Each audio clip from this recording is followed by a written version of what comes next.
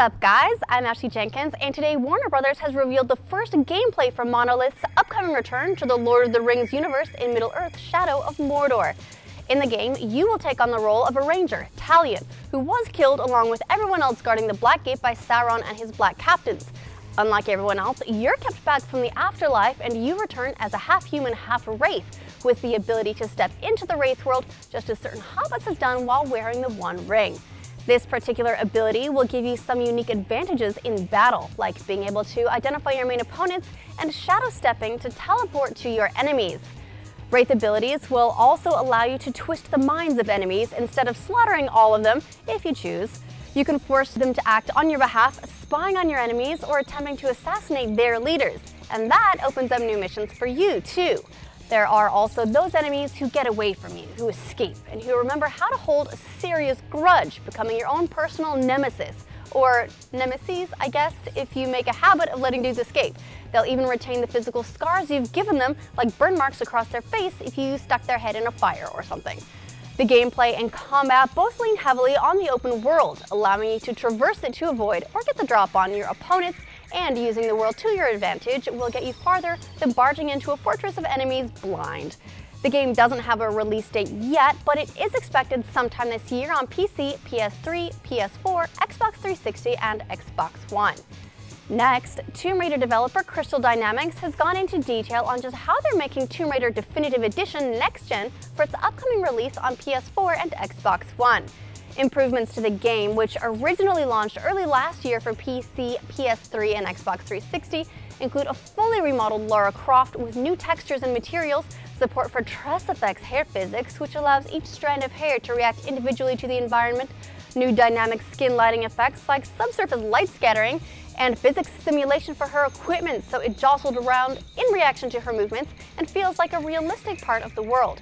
Interestingly, it appears that the PS4 version of the game will run at 60 frames per second in 1080p, and while the Xbox One version will also sport 1080p resolution, the frame rate on that platform will be closer to 30 frames per second, though it may jump as high as 45 during certain parts of the game. Publisher Square Enix doesn't believe the difference in frame rate will affect the gameplay experience in any way. They say, delivering the core Tomb Raider gameplay at native 1080p and running at 30 FPS was always our primary goal given the type of experience Tomb Raider is and the exploration we want players to do. Anything beyond 30 FPS for this version is gravy. Tomb Raider Definitive Edition will release on Xbox One and PlayStation 4 on January 28th. And last but not least, today Bethesda has revealed the voice cast for The Elder Scrolls Online, and even if you're not an MMO player, it's hard not to be impressed. Wonder Woman herself, Linda Carter, will reprise her Skyrim role as Azura, Daedric Princess of Dusk and Dawn, and John Cleese, who previously took a turn as your butler in Fable 3 and is also known for that Monty Python thing probably no one has heard of, will play a madman named Cadwell, who has no fear, not even of Daedric royalty. Harry Potter's Albus Dumbledore, Michael Gambon, will be the Prophet, a blind man who guides you, the player, in retrieving your lost soul because I guess you forgot where you put it.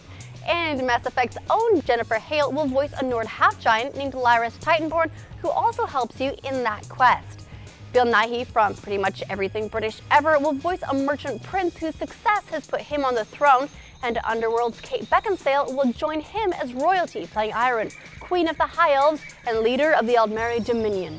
Spider-Man 2's Doc Ock Alfred Molina is a politically minded old wizard named Abner Tharn who leads the Empire's Elder Council, and stepping into the role of main antagonist is none other than A Clockwork Orange's Malcolm McDowell, who will voice Daedric Prince Molag Bal, who wants to pull all of Tamriel into his dominion. The Elder Scrolls Online will release on April 4th for PC and sometime in June for PlayStation 4 and Xbox One. And that is the news for today. Does 30 frames per second versus 60 frames per second matter to you when you're basking in 1080p? Let us know in the comments below. Then check out roosterteeth.com for a new episode of The Patch to see what we think of the latest news.